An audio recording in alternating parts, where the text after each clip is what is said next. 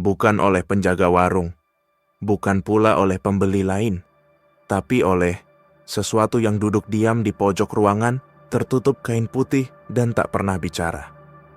Aku pernah, dan setelah malam itu, aku bersumpah tidak akan pernah lagi masuk ke warung kecil di ujung desa Karangsari.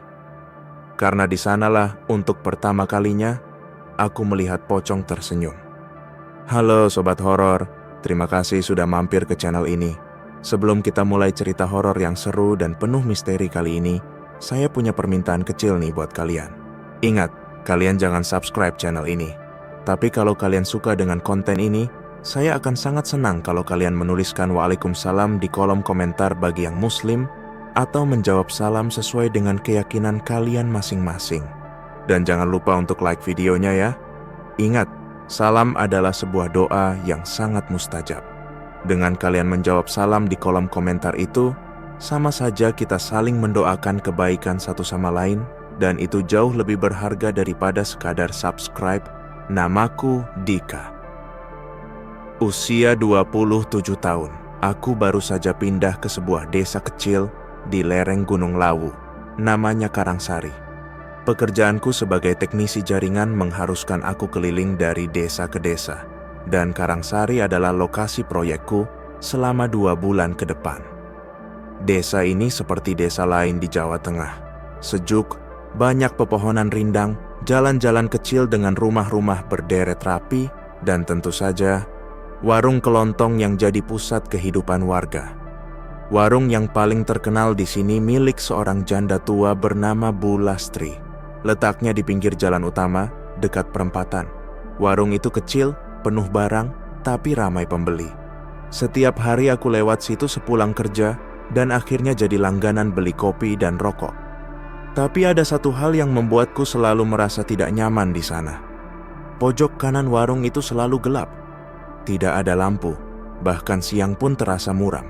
Ada tikar usang digelar di sana, dan sebuah bantal guling tua yang seperti tak pernah diganti. Yang aneh, kadang aku merasa seperti ada yang duduk di sana. Mas Dika, sapa Bu Lastri suatu malam saat aku beli kopi. Kalau malam jangan kelamaan nongkrong di warung ya, nggak bagus. Aku hanya senyum, tapi sejak itu aku jadi sering memperhatikan. Setiap pukul 11 malam, warung itu tutup mendadak. Dan setiap malam ada suara seperti benda diseret dari dalam. Awalnya kupikir hanya firasat, tapi makin hari makin nyata. Suatu malam, aku pulang lebih larut dari biasanya. Jam hampir menunjukkan 11.30 malam. Aku lihat warung Bu Lastri masih terbuka sedikit, lampunya redup. Kupikir, mungkin dia lupa menutup. Aku hampiri. Bu Lastri? Tanyaku sambil mengintip ke dalam. Tidak ada jawaban. Suara jangkrik mendominasi suasana. Kabut mulai turun. Lalu, aku mendengar suara kain diseret dari dalam warung. Srik! Srik! Aku menahan napas, leherku merinding. Saat aku hampir melangkah masuk, pintu warung tertutup sendiri. Bukan terbanting, tapi seperti didorong perlahan dari dalam. Aku mundur, jantungku berpacu. Besok paginya, aku kembali ke warung dan bertanya langsung. Bu, tadi malam saya lihat warung masih buka jam 11:30. Saya panggil, tapi pintunya malah nutup sendiri. Bu Lastri menatapku dalam, sorot matanya dingin. Jangan suka lihat yang bukan urusanmu, Mas Dika, katanya pelan. Sejak malam itu, gangguan makin sering. Aku sering terbangun tengah malam karena mimpi yang sama berulang-ulang. Mimpi itu selalu tentang warung Bu Lastri.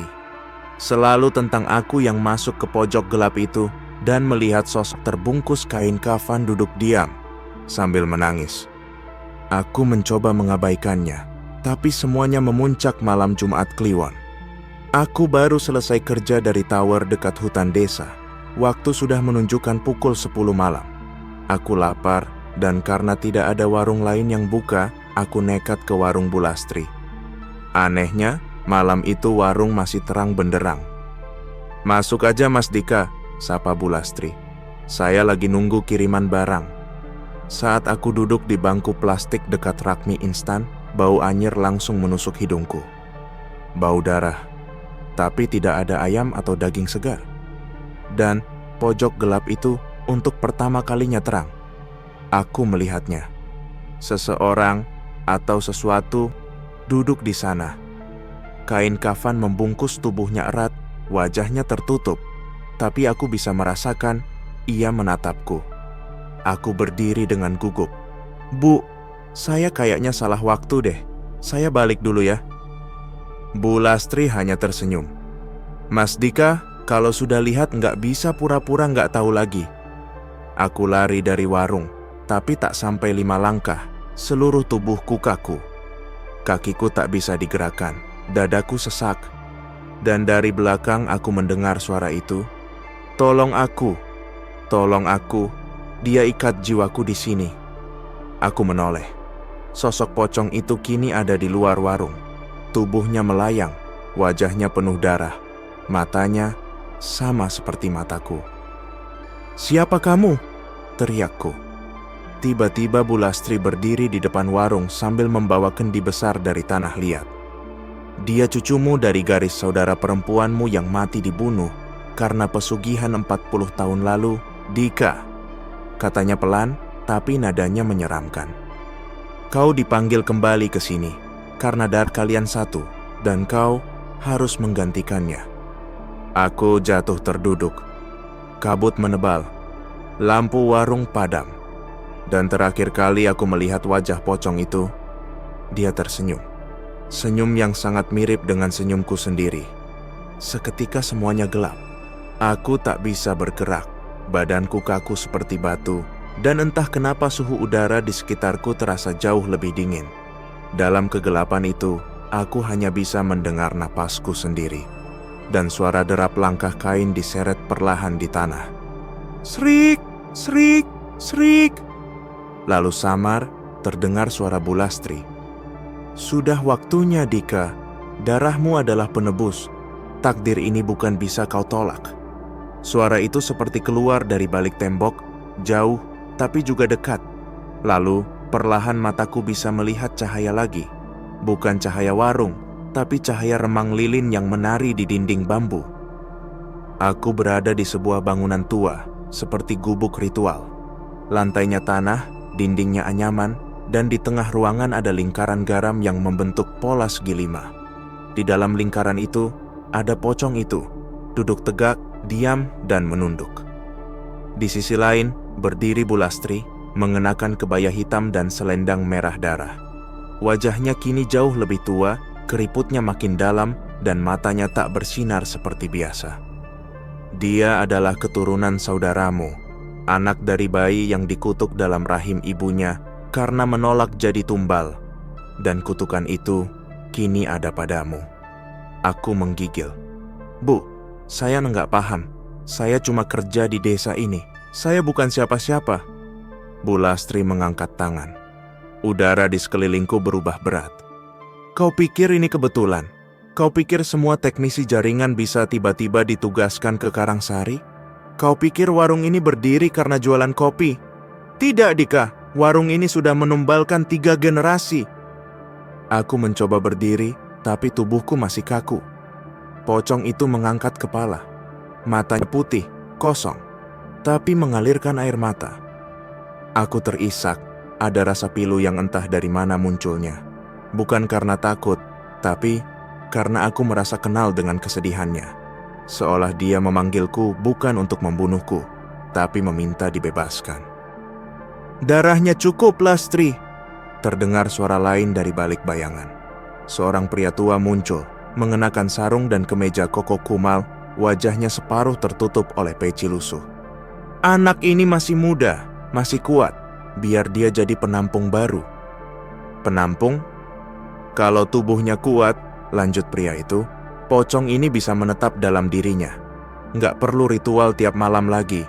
Bisnis jalan terus, tumbal selesai." Aku mulai paham. Warung Bu Lastri bukan sekadar warung, tapi tempat pemujaan. Sumber rezeki warung itu bukan dari jualan mie dan kopi, tapi dari perjanjian kuno dengan makhluk yang dulu manusia, lalu dikutuk. Dan malam ini, aku diminta menggantikan tempatnya. Suasana semakin mencekam. Lilin-lilin bergoyang. Pocong itu mulai menangis keras, suaranya seperti bayi yang kehilangan ibu. Aku berteriak, "Tidak!" Lalu semuanya bergerak cepat. Bu Lastri mulai membaca mantra. Pria tua itu mengayunkan kendi tanah liat ke arah lingkaran garam.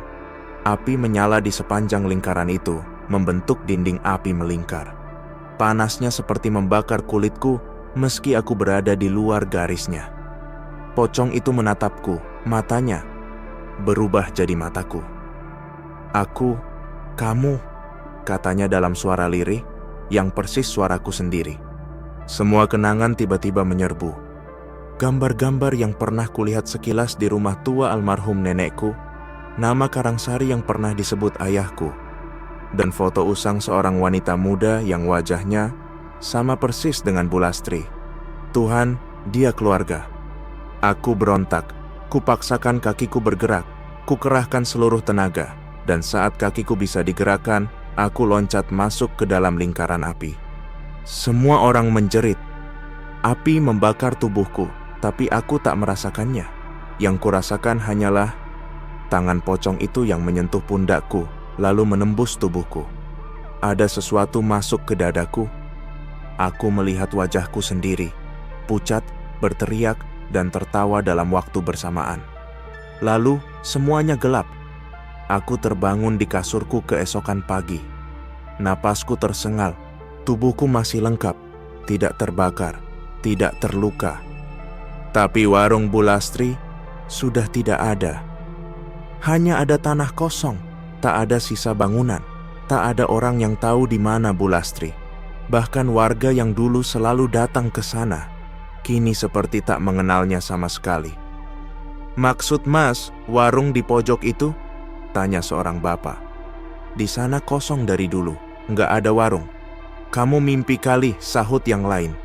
"Tidak, aku tahu itu nyata." Tapi tidak ada satupun orang yang percaya. Bahkan saat kutunjukkan foto warungnya, foto yang kuambil 2 minggu lalu, filenya hilang. Semua jejak lenyap, kecuali satu hal. Setiap malam Jumat Kliwon, aku selalu bermimpi. Mimpi itu selalu sama. Aku duduk di pojok warung, memakai kain kafan. Dan seseorang masuk. Seseorang yang terlihat sangat mirip dengan diriku. Dan kali ini, aku yang tersenyum. Tersenyum, sambil menangis. Sudah 2 minggu berlalu sejak peristiwa malam itu. 2 minggu sejak aku mendapati diriku menjadi satu-satunya saksi dari warung yang tak lagi diakui keberadaannya. Tapi malam-malamku tidak pernah sama lagi. Setiap pukul 12.13 dini hari, aku selalu terbangun. Selalu pada waktu itu. Dan selalu karena bau anyir darah yang tiba-tiba memenuhi kamar kosku, meski pintu dan jendela tertutup rapat. Aku mencoba meyakinkan diri bahwa semuanya hanya mimpi buruk. Tapi satu malam, aku tak hanya mencium bau itu. Aku melihatnya.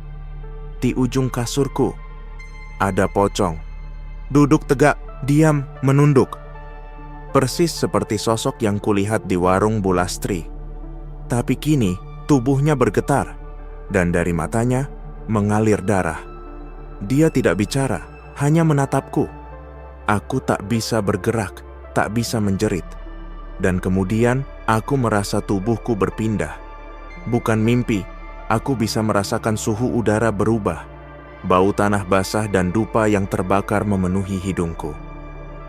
Aku berada di sebuah ruangan batu, seperti gua, tapi penuh dengan ukiran aneh di dinding. Di tengahnya ada altar batu, dan di atas altar itu ada jasadku sendiri. Aku melihat diriku sendiri terbaring diam, mata tertutup, dan dada pelan-pelan dibuka oleh seseorang berpakaian serba hitam. 2 orang lainnya, berjubah merah dan putih, berdiri di sisi altar sambil membaca mantra. Dan suara yang paling jelas adalah suara Bu Lastri. "Dika adalah penerus darah, wadah dari janji yang belum lunas, maka malam ini darahnya akan menuntaskan hutang tua." Aku berteriak tapi suara tak keluar. Lalu jasadku di altar membuka mata. Bukan mataku, tapi mata pocong itu. Lidahnya menjulur, bibirnya sobek sampai ke pipi. Ia menatap langsung ke arahku, aku yang sedang berdiri di luar tubuhku sendiri, dan berbisik, "Sekarang giliranmu yang dikurung." Aku terbangun dengan tubuh basah oleh keringat. Langit sudah pagi. Tapi aku merasa ada sesuatu dalam tubuhku yang bukan milikku. Setiap kali aku bercermin, bayanganku tidak mengikuti gerakanku dengan sempurna. Kadang aku tersenyum, padahal aku tidak sedang tersenyum. Tangan kiriku mulai gemetar tanpa sebab. Dan setiap kali aku lewat warung kosong tempat warung Bu Lastri dulu berdiri, bayangan warung itu muncul kembali di mataku. Jelas, detail, seperti hologram dari masa lalu. Aku mulai bertanya, ke orang pintar, ke ustadz, ke paranormal. Tapi semua jawabannya sama. Jiwa kamu sudah tercampur, kau bukan sepenuhnya manusia lagi. Lalu mereka menolak membantuku. Beberapa bahkan mengatakan aku sudah terlalu dalam terikat dengan sosok itu, yang mereka sebut sebagai penunggu pojok tumbal. Semakin aku mencoba lepas, semakin sering mimpi itu datang. Dan puncaknya adalah malam saat teman kantorku, Fikri, menginap di kamarku. Malam itu, Fikri melihatnya juga. Ia terbangun karena mendengar suara langkah di dalam kamar, padahal semua pintu tertutup. Saat dia membuka matanya, dia melihatku sedang duduk di pojok ruangan, membelakangi tempat tidur. Tubuhku gemetar, punggungku kaku. "Astagfirullah, Dika," katanya pelan. Lalu aku menoleh. Tapi bukan aku. Wajahku penuh luka jahitan, mata hitam legam, dan mulutku sobek dari pipi ke pipi. Aku atau sosok dalam diriku berbisik, "Satu lagi, satu tumbal lagi, maka semuanya lunas." Fikri pingsan. Besoknya dia kabur dari desa, tak pernah kembali. Dan sejak malam itu, aku tak bisa tidur sama sekali. Karena setiap kali mataku terpejam, aku tidak hanya bermimpi. Aku menjadi pocong itu.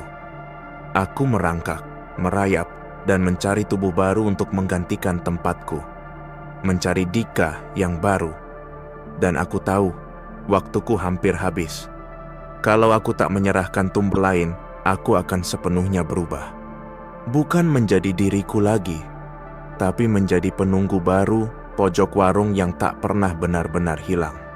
Kadang aku berpikir, mungkin ini semua sudah ditulis sejak dulu. Mungkin darah yang diturunkan padaku adalah kutukan, bukan warisan. Tapi satu hal yang aku tahu pasti, di Jawa tidak semua warung hidup karena pelanggan. Sebagian hidup karena perjanjian. Dan sebagian lagi masih menunggu tumbal selanjutnya. Aku sudah tidak tahu siapa diriku sekarang. Hari-hariku seperti dibagi dua. Pagi dan siang aku bekerja seperti biasa. Tapi tubuh ini sering bergerak tanpa sadar. Tiba-tiba, aku bisa sudah berdiri di depan rumah orang yang tidak kukenal, dengan tanah basah di telapak tangan. Atau aku tiba-tiba sadar sedang memegang sehelai kain putih yang berbau anyir, padahal aku tidak tahu dari mana asalnya. Malam hari adalah neraka. Setiap malam aku melihat wajah baru dalam mimpi. Wajah orang-orang yang dalam beberapa hari berikutnya benar-benar meninggal. Pertama, seorang petani yang pernah mengobrol denganku di warung. Lalu, anak kecil yang pernah tersenyum padaku di tepi jalan. Terakhir, kepala dusun. Dan semuanya meninggal dengan wajah membiru dan tubuh kaku seperti dibungkus kafan. Tidak ada yang mengaitkannya denganku, tapi aku tahu, mereka semua adalah korban. Tumbal yang secara tidak sadar kupilih dalam mimpiku. Atau lebih tepatnya, dipilih melalui tubuhku. Aku mencoba bunuh diri 2 kali. Pertama, aku menggantung diri di gudang tempat proyek. Tapi tali itu putus sebelum leherku sempat tergantung sempurna. Kedua, aku menabrakkan motorku ke pohon beringin besar di jalan menurun. Yang mati malah pengendara lain yang kebetulan lewat di belakangku. Aku tidak bisa mati. Seseorang atau sesuatu tidak membiarkanku pergi. Dan di malam Jumat terakhir bulan itu, bulan Suro, aku akhirnya dipanggil kembali ke tanah kosong tempat warung Bu Lastri pernah berdiri. Tanah itu kini ditumbuhi alang-alang, Tapi saat aku datang, semuanya seperti mundur ke masa lalu. Warung itu muncul kembali, lengkap dengan rak mie instan, etalase rokok, dan tikar usang di pojok yang kini tak lagi kosong. Pocong itu menatapku. Tapi malam ini, dia tidak sendiri. Ada 5 sosok lain berdiri mengelilinginya. Semuanya dalam kafan, semuanya memandangi satu arah, aku. Dan kemudian, pintu warung terbuka pelan. Dari dalam muncul Bu Lastri. Tapi kali ini, wajahnya muda. Seperti wanita berumur 30-an. Wajahnya cantik dan teduh, namun matanya kosong. "Kau sudah menyelesaikan 5 tumbal," katanya pelan. "Yang ke-6 akan jadi milikmu sendiri." Aku mundur, tapi kakiku berat. Udara mengental. Dan di belakangku, aku mendengar suara langkah seseorang datang. Aku menoleh dan melihat seorang wanita tua. Berkerudung coklat, tubuh membungkuk dengan wajah yang sangat familiar. "Nenek," bisikku. Ia tersenyum, tapi bukan senyum nenek yang lembut, melainkan senyum Bu Lastri. "Loh Dika, kamu pikir kutukan ini baru dimulai darimu?" Tangannya mengangkat wajahnya sendiri, dan wajah itu berubah menjadi wajah pocong. Lalu, wajahku. Semuanya mengabur. Aku bangun pagi itu di kamar rumah orang tuaku di Semarang. Ibuku menangis sambil memelukku. "Akhirnya sadar juga nak, kamu koma 2 minggu. Katanya aku kecelakaan di proyek, terjatuh dari tower. Tapi aku tahu, itu bukan kecelakaan. Aku tak bicara banyak, kupikir semuanya sudah berakhir. Sampai aku melihat televisi, ada liputan tentang warung tua yang terbakar di Karangsari. Ditemukan 5 mayat hangus tanpa identitas dan 1 kendi tanah liat utuh di tengah api. Berita itu menghilang besoknya, dan tak ada satupun yang membicarakannya lagi. Aku mencoba melupakan semuanya. Kembali bekerja, kembali hidup. Tapi beberapa malam lalu, aku lewat jalan kecil di luar kota. Hujan deras, lapar, dan kuputuskan berhenti di warung kecil di tepi jalan. Warungnya sederhana, penjualnya ramah. Tapi ada satu hal yang membuat tengkukku dingin.